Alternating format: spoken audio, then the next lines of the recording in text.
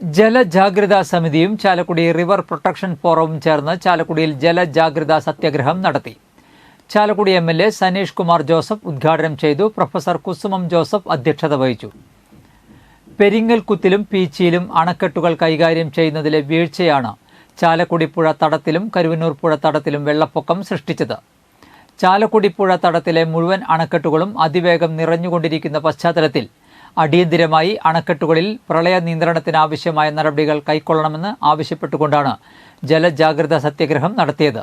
മഴക്കാലത്ത് പെരിങ്ങൽകുത്തിലെ ജലനിരപ്പ് 415 മീറ്ററിൽ നിലനിർത്തുക, പറമ്പിക്കുളത്തെ പരമാവധി ജലനിരപ്പ് 1820 അടിയായി നിശ്ചയിക്കുക, കാലവർഷക്കാലത്ത് കേരള ഷോളയാറിലെ ജലസംഭരണം 75% പരിമിതപ്പെടുത്തുക, മഴയെയും ജലസ്ഥിതിയെയും സംബന്ധിച്ച വിവരങ്ങൾ തത്സമയം തദ്ദേശ സ്വയംഭരണ സ്ഥാപനങ്ങൾക്ക് ലഭ്യമാക്കുക തുടങ്ങിയ ആവശ്യങ്ങൾ സത്യാഗ്രഹം മുന്നോട്ടുവച്ചു.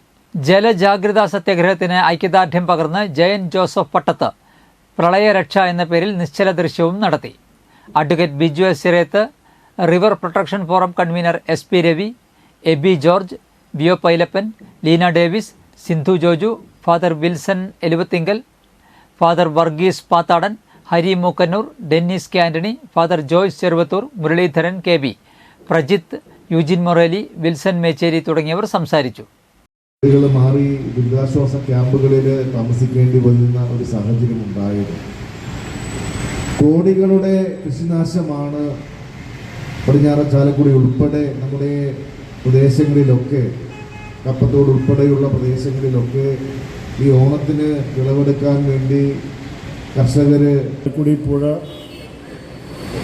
അതിൻ്റെ പ്രാധാന്യം, അതിന്ന് നമുക്ക് തരുന്ന വലിയ ദുഃഖം, അതിനെക്കുറിച്ചൊക്കെ വളരെ ശാസ്ത്രീയമായി തന്നെ, അതായത് ശാസ്ത്രീയമായി എന്നുള്ള വാക്കല്ല, ഇത്രയും ഡീപ്പായിട്ട് ഒരു സബ്ജക്റ്റ് പഠിച്ച് പറയാൻ സാധിച്ചതിൽ ആദ്യമായിട്ട് ഞാൻ എൻ്റെ പ്രിയ സുഹൃത്ത് SP രവിയെ അഭിനന്ദിക്കാൻ